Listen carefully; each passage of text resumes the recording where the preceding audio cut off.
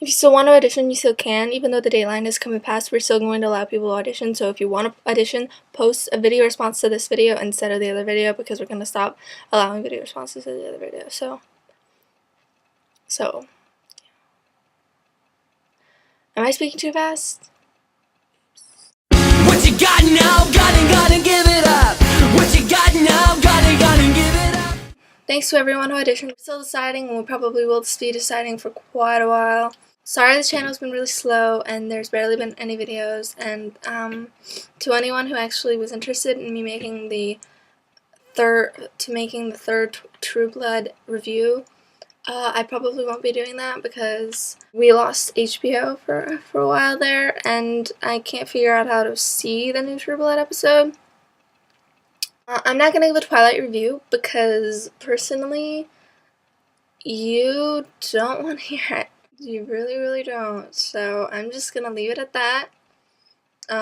It's good enough that I'm actually going to go see it again, but it's not my top 10 of the best movies of 2008. Congrats that New Moon is being made into a movie. I really, really, really hope that they don't cut any characters out like they did in Twilight. People are talking about how they might cut out Alec or Jane, depending on which one is more powerful as far as to the storyline. They really shouldn't, because Alec's really important in the 4th book and Jane's really important in the 2nd, 3rd, and 4th book.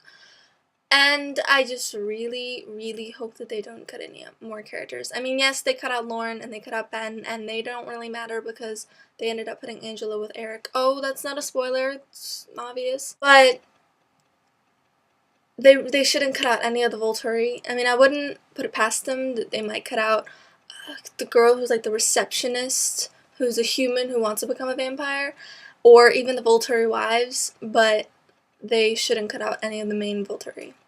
I personally also hope that they don't do what they did in Blood and Chocolate and make the wolves real wolves, because in Blood and Chocolate they weren't really werewolves, they were a type of werewolf, sort of. Like, that's what they were supposed to turn into. And also, Stephenie Meyer wrote that these werewolves, shapeshifters, whatever, they're huge and they're like mistaken for bears. So I'm hoping that they might do something like CGI, and if they do CGI werewolves, I really hope that they do what they did in Harry Potter and made the wolf completely CGI. And not like Guillermo del Toro movies where it's like a prop.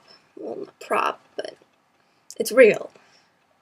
Like a costume. They did that in Cursed, and it was awful looking. I just prefer when they're CGI werewolves, because even though you can totally tell that they're not real, they look more real, makes no sense, but it does in my head.